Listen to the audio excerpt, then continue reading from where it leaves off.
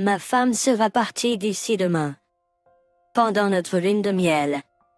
Je me suis réveillée au milieu de la nuit pour surprendre mon mari en train de tenir une conversation terrifiante au téléphone en secret. Tremblant de peur. J'ai osé jeter un coup d'œil à son smartphone pour découvrir de quoi il parlait. Ce que j'ai découvert était incroyable. Sachant le plan de mon mari, j'ai pris son passeport et suis rentrée aux États-Unis seule. Alors que je prévoyais de le détruire complètement, quelqu'un s'est soudain approché de moi. Je m'appelle Karen. Je suis juste une employée de bureau ordinaire à New York. J'ai rencontré mon mari, Brian, par l'intermédiaire d'amis communs. Nous nous sommes bien entendus après quelques dîners, et après avoir fréquenté pendant un an, nous nous sommes récemment mariés. Brian est beau et a une personnalité vraiment gentille, mais il y avait un gros problème. Cela s'est produit un jour, juste avant notre mariage. Je suis à la maison. Normalement. Brian rentre du travail plus tard que moi, mais ce jour-là, j'ai dû travailler tard, donc je suis rentrée après lui. En entrant et m'apprêtant à enlever mes chaussures, j'ai remarqué quelque chose d'étrange. Est-ce que ces chaussures ont toujours été là? Il y avait non seulement les chaussures de travail de Brian, mais aussi une paire de talons pour femme. Pourrait-il me tromper? Je pensais. Écoutant attentivement, je pouvais entendre des voix étouffées. C'était un homme et une femme qui parlaient, et j'ai immédiatement reconnu la voix de Brian. Je ne pouvais pas comprendre toute la conversation, mais je pouvais entendre la voix d'une femme rire aussi. Sur un coup de tête, j'ai commencé à enregistrer avec mon smartphone et j'ai explosé dans le salon. Il y avait Brian et ma belle-mère. Oh, bienvenue. Karen, bienvenue à la maison. Désolé de m'immiscer. Soulagé que ce ne soit pas une liaison, la scène du salon était tout de même assez bizarre. Des boîtes étaient empilées partout. Oh fi. J'ai demandé, qu'est-ce que c'est que toutes ces boîtes? Brian a répondu, oh, ça. Nous déménageons. Ma mère est venue aider à emballer. J'étais tellement confus que j'avais l'impression que mon cerveau allait exploser. Déménager? Oh ça. Je n'ai jamais entendu parler de ça. Oh. Brian. Tu n'as pas dit à Karen? Désolé. J'ai été tellement occupée avec le travail. Je suis tellement désolée. Karen. Je lui ai dit que si vous alliez vous marier, vous devriez emménager dans notre maison. Il semble que Brian ne vous en ait pas parlé. Vivre dans sa maison? J'étais plus confus que jamais. J'avais hâte de commencer notre vie de jeunes mariés ensemble, juste tous les deux. C'est énorme. Je dois mettre un terme à cela. Alors. J'ai dit. On ne m'a rien dit à ce sujet. Je ne peux pas simplement accepter quelque chose décidé sans moi.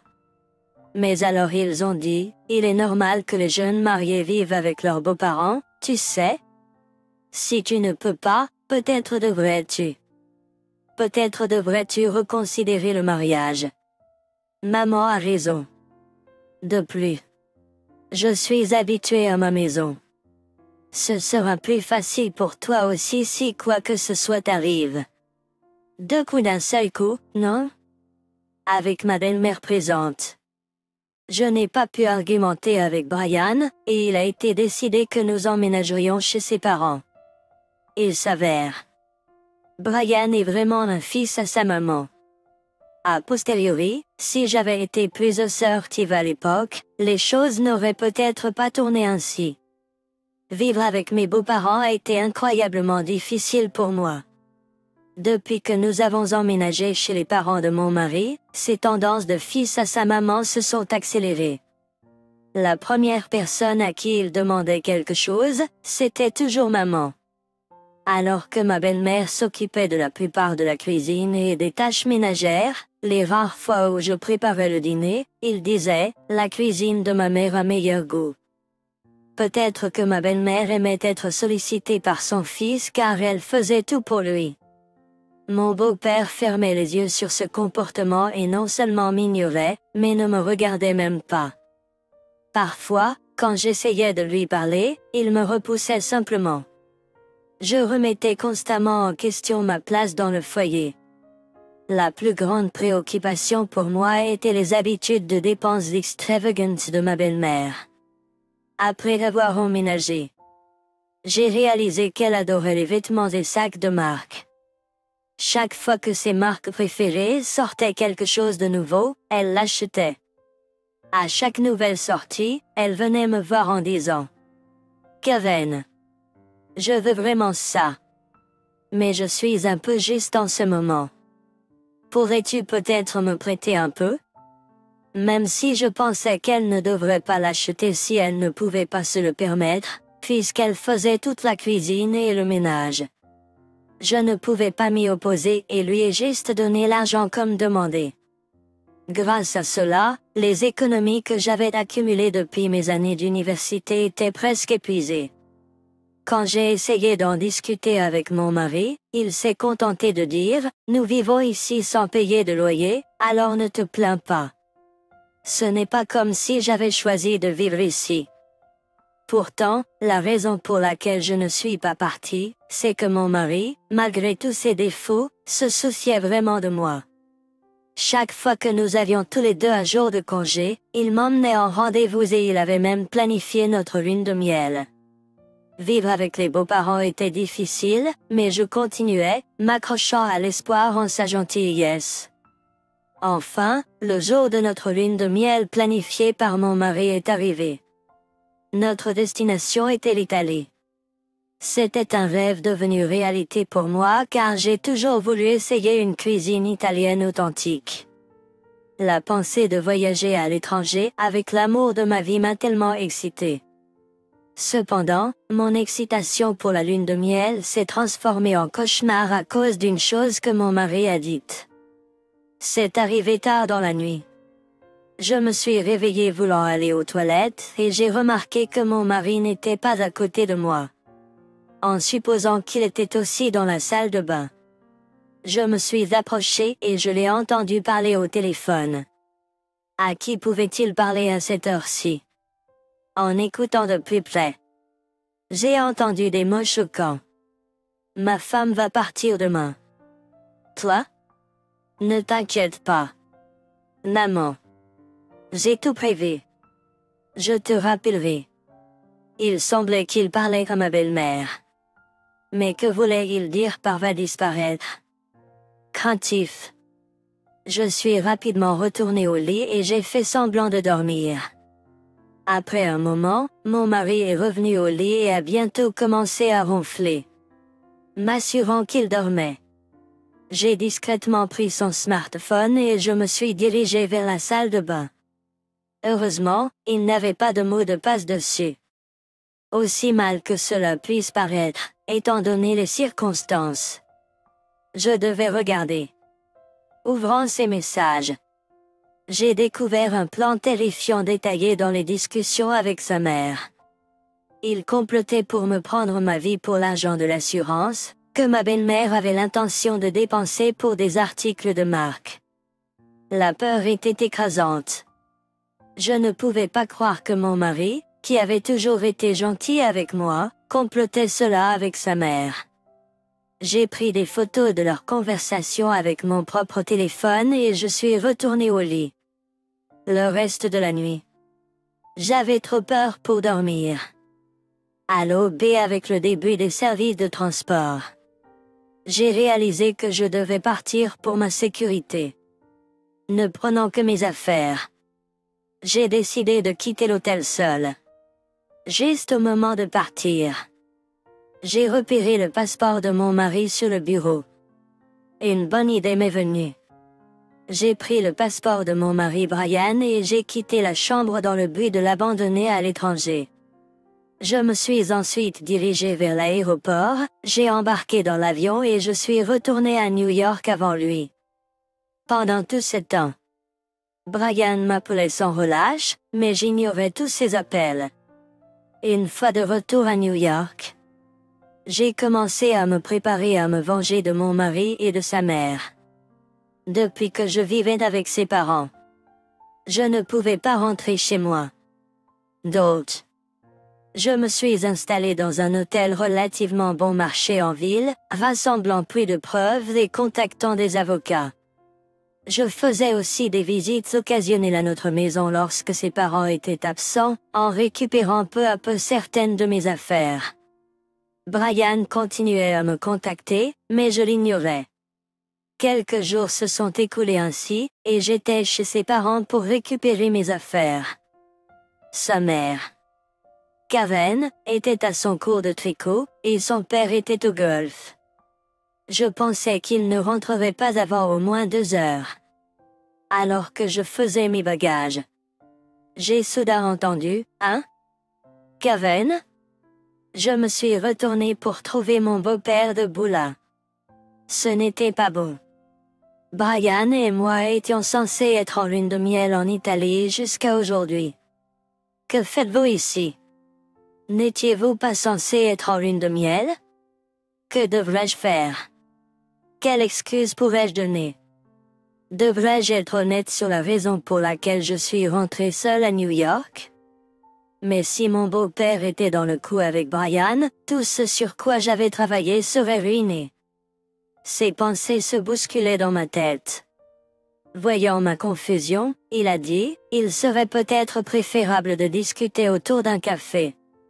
Et si nous allions dans un dîner à proximité? Ne voulant pas être là quand ma belle-mère reviendrait. Une fois installé au dîner, il m'a rapidement demandé, « Alors, pourquoi es-tu ici alors que tu devrais être à l'étranger? Qu'est-il arrivé à Brian? » J'hésitais à dire la vérité. Si c'était de mèche avec elle et Brian, tout ce sur quoi j'avais travaillé serait ruiné. N'a pas votre femme vous dit quelque chose? J'ai demandé, essayant de mesurer ses connaissances. Ayant l'air perplexe, il a répondu. Je n'ai rien entendu. Sa réaction suggérait qu'il ne savait vraiment rien. Le croyant. J'ai décidé de tout lui exposer. Êtes-vous au courant de ce plan? Je lui ai ensuite montré les messages imprimés échangés entre Brian et ma belle-mère. Son visage était celui d'un choc total. Pas possible. Je les ai vus chuchoter ensemble plusieurs fois, mais je n'ai jamais pensé qu'ils complotaient quelque chose comme ça. Il semblait que mon beau-père ne savait vraiment pas. Oui, quand j'étais là-bas, j'ai entendu mon mari parler au téléphone avec sa mère, et c'est là que j'ai découvert. J'ai eu peur, alors je suis retourné aux États-Unis seul plus tôt. Je suis tellement désolé. Ma femme vous doit vraiment des excuses. S'il vous plaît, ne vous excusez pas. Vous n'avez rien fait de mal. Quant à l'avenir, je me sens terrible de vous demander cela, mais je pense à divorcer de Brian. C'est entièrement à vous de décider. Karen. Je suis vraiment désolé, surtout que cela aurait dû être un moment heureux en tant que jeune marié. Il s'est excusé auprès de moi à de nombreuses reprises. Je pensais qu'il m'évitait, peut-être même qu'il ne m'aimait pas, mais il m'a parlé avec tant de gentillesse et de préoccupation. Malgré le fait qu'il soit un homme si bon. Je ne peux pas comprendre comment sa femme et mon mari ont fini par devenir ce qu'ils sont. Pendant que je réfléchissais à cela, il m'a raconté une histoire. Karen, tu as été obligée d'acheter des articles de marque pour ma femme, n'est-ce pas? Eh bien, ouais. Je l'ai fait. Tu sais, c'était peut-être de ma faute. Pardon. Eh bien, c'était peu de temps après notre mariage. Je lui ai offert un sac à main de designer pour son anniversaire. Après ça, elle est devenue totalement obsédée par les marques de créateurs. Même à cet âge, elle continue de porter ces marques coûteuses. Je souhaiterais qu'elle s'habille de manière plus appropriée à son âge. Je vois. Il y a eu des moments où elle s'endettait juste pour les acheter. J'étais vraiment en colère contre elle à ce moment-là. Je n'aurais jamais imaginé qu'elle te demanderait maintenant d'acheter des choses pour elle. Je suis vraiment désolée pour ça. Je ne savais pas que l'obsession de ma belle-mère pour les marques avait une telle histoire. Pourtant, je ne pouvais pas lui pardonner ce qu'elle avait fait. Ce n'est pas de ta faute. Elle a continué ses habitudes même après que tu t'en sois fâché. C'est elle la responsable. D'accord. Au fait, comment va Brian? Il était censé être rentré maintenant. Pour être rentré maintenant, n'est-ce pas? À ce sujet. Oh non. Je me demandais comment il réagirait en apprenant que son fils était bloqué à l'étranger. Mais j'étais arrivé si loin. J'ai dû tout lui dire. En fait, j'ai pris le passeport de Brian avec moi quand je suis rentré aux États-Unis, donc il ne reviendra pas pendant un certain temps. Toi? Je suis désolé. Je sais que c'est mal, mais c'était le seul moyen de procéder en douceur avec le divorce. Je vois. Eh bien, puisque tu vis avec nous, je suppose que c'est compréhensible. Donc, c'est ce qui se passait. Quelque chose s'est-il passé? Non, je me suis juste souvenu du jour où tu es rentré aux États-Unis. J'ai entendu Brian parler à ma femme au téléphone. Selon le beau-père. Brian, à un moment, semblait paniquer sans moi, mais il a ensuite dit que les choses s'arrangeraient si je disparaissais simplement. À l'époque, il ne savait pas de quoi il parlait, mais maintenant ça lui faisait sens. Je comprends la situation. Si tu es d'accord, je te soutiendrai. Kevin. Vraiment? Merci beaucoup. Pendant que nous parlions, mon téléphone a soudainement sonné. C'était de la part de Brian. Vu l'heure, il a probablement réalisé que son passeport manquait. J'ai enfin répondu à l'appel. Allô? Oh. Kevin. Dieu merci tu as répondu. Au diable es-tu? Je me suis fait un sang d'encre. Mais je suis juste content que tu sois en sécurité. Je suis désolé de t'avoir fait du souci. J'ai reçu un appel urgent de ma famille et j'ai dû rentrer. Les choses sont devenues tellement chaotiques que je n'ai pas pu te contacter. Je comprends. Au fait, as-tu vu mon passeport? Je devais rentrer aujourd'hui, mais je ne le trouve pas. À ce sujet, j'ai accidentellement pris ton passeport avec moi quand je suis rentré en urgence. Toi? Que suis-je censé faire alors? Tu devrais pouvoir obtenir un passeport de remplacement là-bas. Ce sera probablement plus rapide que de te l'envoyer. Un passeport de remplacement? Et mon travail? Je ne peux pas prendre plus de jours de congé. Ne t'inquiète pas. J'expliquerai tout à ton entreprise. Je parlerai aussi à tes parents à ce sujet. D'accord alors. Je suis désolé. C'est donc ce qui se passe. Fais attention quand tu reviendras, s'il te plaît. Sur ce, j'ai raccroché. Karen, tu sais vraiment raconter des histoires, n'est-ce pas? J'ai toujours été astucieuse, c'est certain. Grâce au soutien de mon beau-père, j'ai pu avancer plus facilement avec les préparatifs du divorce. Et enfin, le jour est arrivé. Brian a réussi à faire rééditer son passeport et est rentré aux États-Unis. Sa mère est allée le chercher à l'aéroport, donc ils sont rentrés à la maison ensemble. Nous sommes à la maison. Vraiment toute une épreuve. En effet. Tout ça à cause de Karen. Après avoir appris de Brian que je suis rentré aux États-Unis avant lui, sa mère, apparemment contrariée que leur plan ait échoué, a commencé à me faire des commentaires sarcastiques. Je voulais lui répondre vertement, mais je me suis retenue. Pas de souci. Ils auront bientôt ce qu'ils méritent. Dès que Brian et sa mère sont entrés dans la maison, mon beau-père, avec un air sévère, a dit, « Tous les deux, venez ici. » Il les a conduits au salon où j'attendais.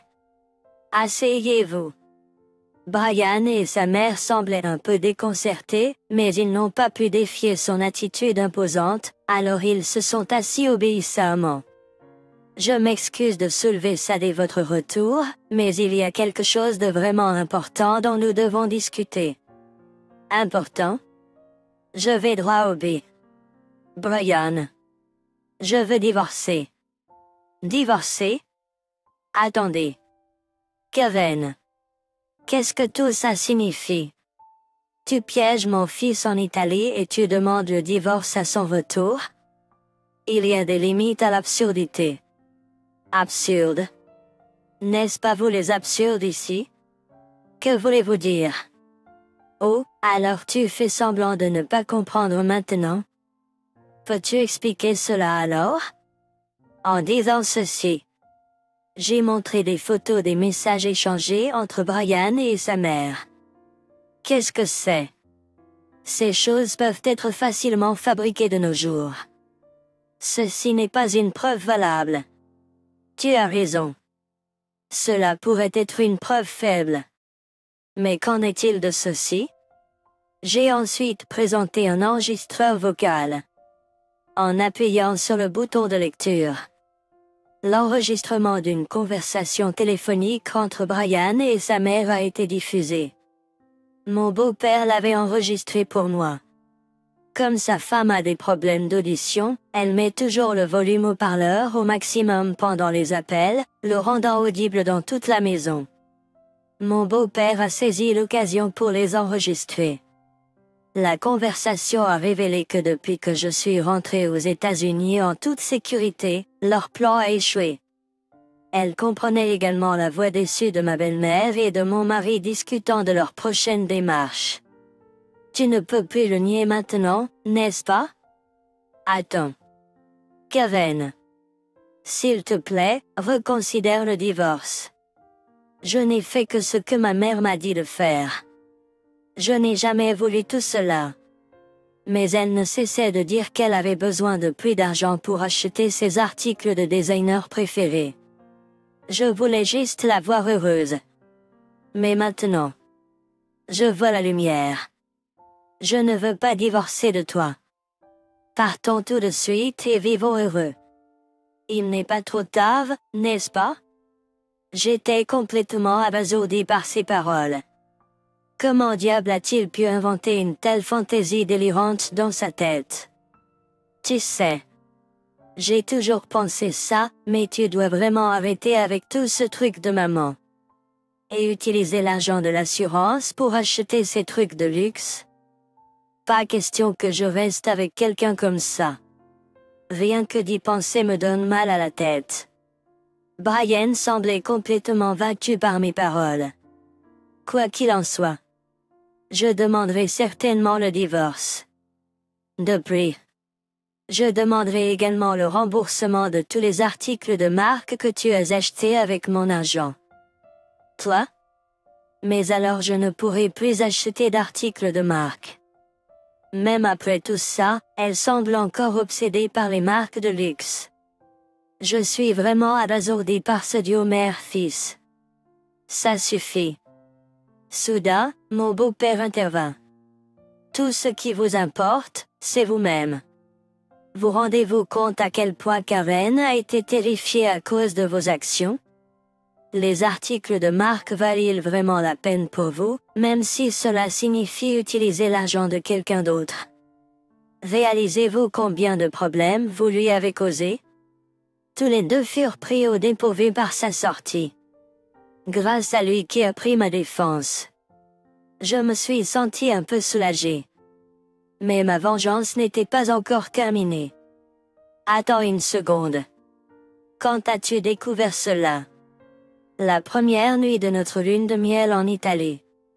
J'ai entendu que tu parlais à ta mère au milieu de la nuit. C'est pour ça que tu es retourné à New York le lendemain matin. Tu n'as pas parlé de ça à ma compagnie, n'est-ce pas? Tu commences enfin à comprendre? Eh bien, tu auras bientôt la réponse à cela. Juste après avoir dit ça, le téléphone de Brian a commencé à sonner au moment parfait. C'est de la compagnie. Tu te moques de moi. Hésitant, Brian a répondu. Allô? Toi? Viré? Non, attends. C'est un malentendu. Avant qu'il puisse expliquer, l'appel semblait avoir été coupé. Juste pour que tu saches. J'ai déjà fourni des preuves de cela à ta compagnie. Ayant perdu à la fois sa femme et son travail. Brian semblait vidé de son énergie et s'est affaissé par terre. Alors, à partir de maintenant, communiquons par l'intermédiaire de mon avocat. Et reste en dehors de ma vie, d'accord? Et c'est ainsi que notre vie de jeune marié a pris fin. L'histoire ne s'est pas arrêtée au divorce. Mon avocat, avec qui j'avais consulté, m'a dit que même le simple fait de comploter pour tuer quelqu'un était un crime, donc j'ai signalé l'affaire à la police. Bien qu'ils n'aient pas été arrêtés, ils ont dû payer une amende considérable. Grâce à un casier judiciaire. Brian a eu du mal à trouver un nouvel emploi et Karen est devenue le sujet de conversation de la ville. De plus, pour payer les dommages et la pension alimentaire, presque tous les biens de luxe que Karen avait accumulés ont été vendus. La seule chose qui restait était un sac à main, un cadeau d'anniversaire de son mari.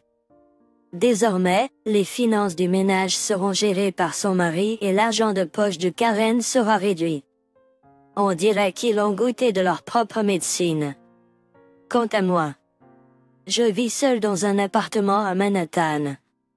Bien que j'ai divorcé peu de temps après. Divorcé peu de temps après le mariage. Je ne me sentais pas du tout seul.